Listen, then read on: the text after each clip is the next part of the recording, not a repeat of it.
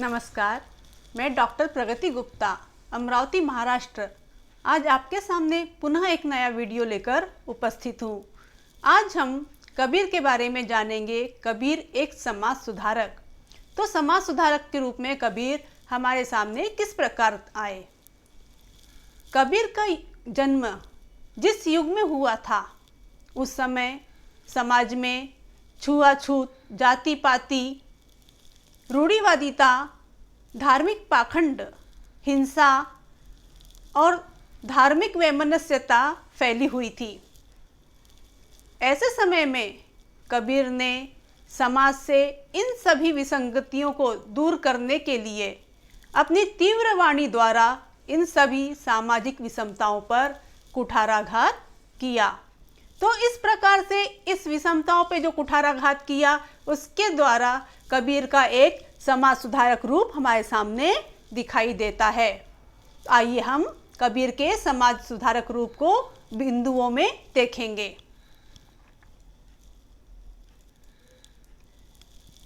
तो कबीर ने बाह्य आडंबरों का विरोध किया, मूर्ति पूजा का विरोध किया, हिंसा का विरोध किया, जाति पाति का विरोध किया, सांप्रदायिकता का विरोध किया,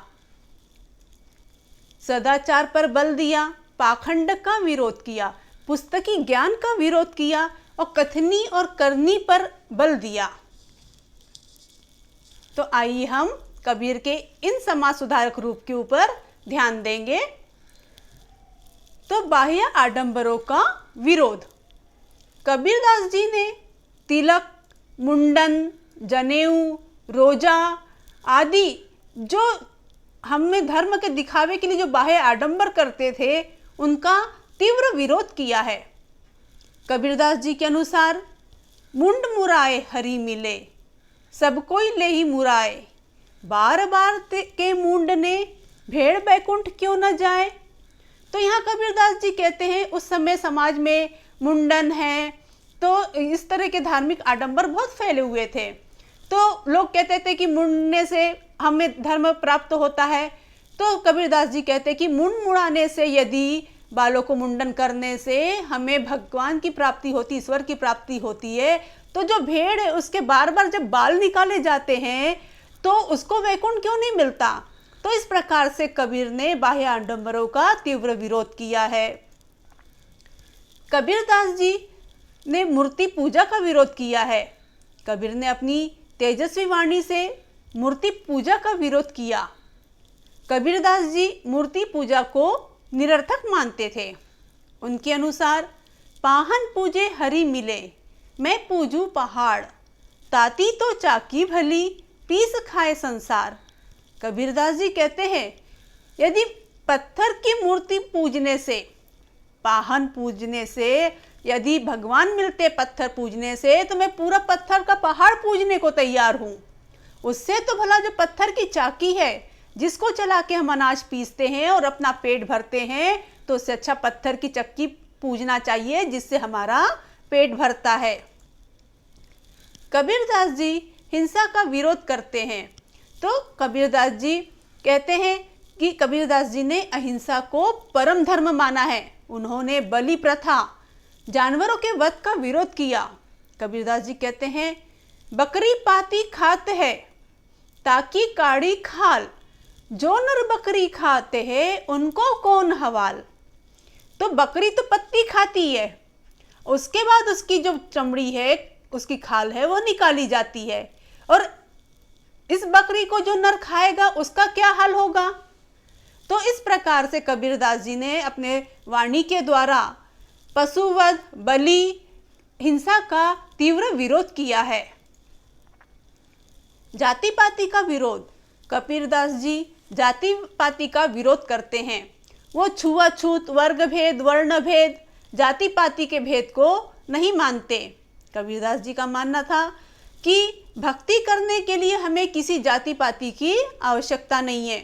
उन्होंने कहा है जाति पाति पूछे नहीं कोई, हरि को भजे सो हरि का होई। एक और हम देखते उनका उदाहरण कि कबीरदास जी कहते हैं कि किसी जाति के आधार पर हम किसी कुल को ऊंचा या नीचा नहीं मान सकते।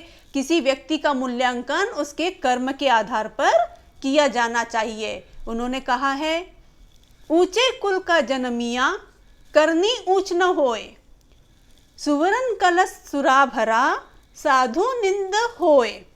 तो उनके अनुसार कि यदि आपने ऊंचे कुल में जन्म लिया है लेकिन आपकी करनी, आपका कर्म ऊंचा नहीं है, कार्य ऊंचा नहीं है, तो आपकी हमेशा निंदा ही होगी। जिस तरह से उन्होंने उदाहरण दिया है कि सोने के कलश में यदि सूरा मदिरा भर दिया जाए तो उस सोने के कलश का मूल्य घट जाता है, उसकी निंदा होती है। उस प्रकार से यदि आप ऊंचे कुल में जन्मे हैं लेकिन काम अच्छे नहीं है तो आपकी हमेशा निंदा होगी, आपके कुल का मान नहीं होगा।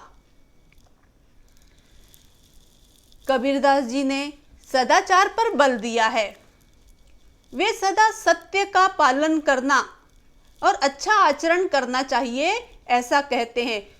सदाचार के द्वारा, भाईचारे के द्वारा आपस में मिलजुल कर समाज में रहना चाहिए, सत्य बोलना चाहिए, झूठ, द्वेष, कपट की भावना नहीं होनी चाहिए।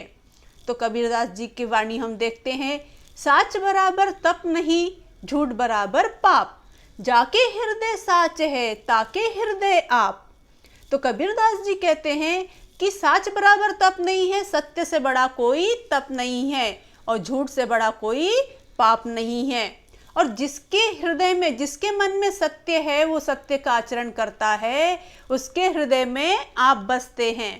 तो इस प्रकार से कबीरदास जी ने कि समाज में अच्छे आचरण पर बल दिया है। कबीरदास जी कथनी और करनी में एकरूपता चाहते हैं कि जैसे हम समाज में बड़ी बड़ी नीतिगत बातें करते हैं कि छुआछूत की भावना नहीं होना चाहिए, हिंसा का विरोध होना चाहिए या अन्य बातें बड़ी बड़ी करते हैं, तो उसका आचरण भी हमारे व्यवहार में होना चाहिए। यदि हम कथनी और करनी में एकरूपता नहीं रखते तो हमें ब्रह्म की प्राप्ति भी नहीं होती। कबीरदास जी के अनुसार, कथनी मीठी खांड सी, करनी विष की लोए, कथनी तज करनी करे विष अमृत होए।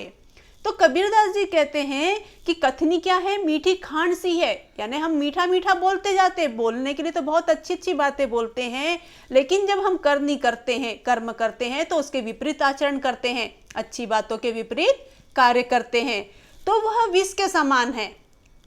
बातें तो मीठी मीठी है, बहुत अच्छी लगती है सुनने में, लेकिन जब हम करनी करते, विपरीत करते हैं तो वह विष के समान है, वह हमें ठेस पहुंचाती है।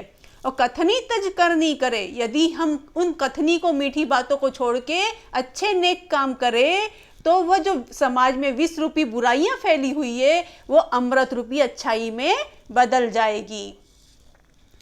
तो इस प्रकार से कबीरदास जी ने कथनी और करनी में एक रूपता दी है। कबीरदास जी सांप्रदायिकता का विरोध करते हैं। कबीर के समय में हिंदू मुस्लिम अपने अपने धर्म को श्रेष्ठ बताकर आपस में लड़ रहे थे।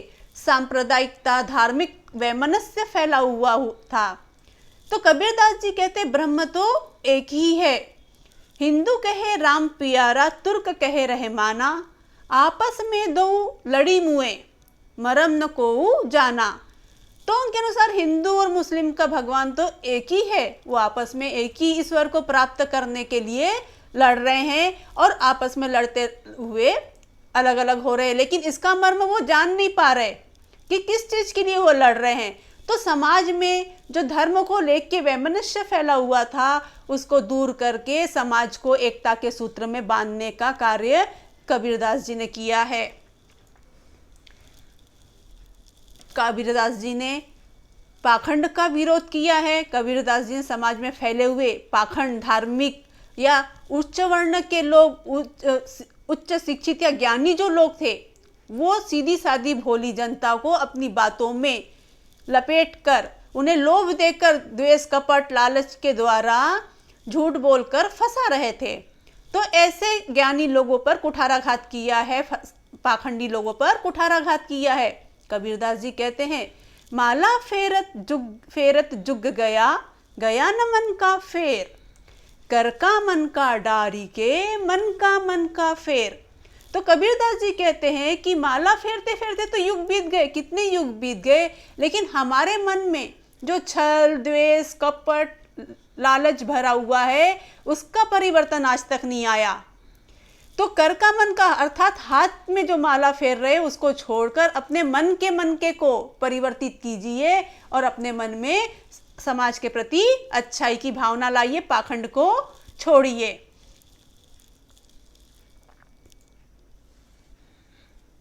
कबीरदास जी ने पुस्तकीय ज्ञान, कोरे ज्ञान का भी विरोध किया है।